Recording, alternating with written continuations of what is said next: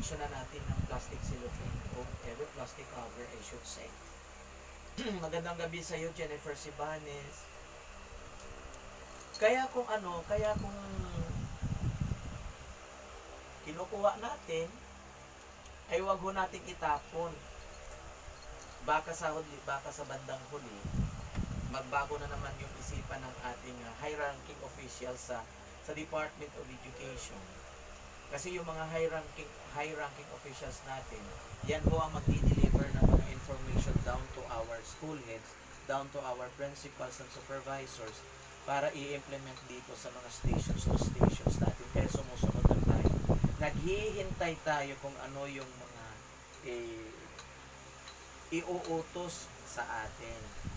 Kaya, ayan. Oo nga po, kabirada, nagapananaklas ang kuring ko. Ang masabad git. Opo, yun po yung mga explanations natin. Kaya huwag po tayong magbigay ng negative implications, negative impressions kung pinapabaklas sa atin kasi kautusan galing sa itaas, tayo po ay sumunod. Kahit ho labag sa ating kalooban, sundin po natin kasi yun po ay ang kanilang inuutos. Kasi parang alam nila na makakagaan sa ating obligasyon at makakagaan sa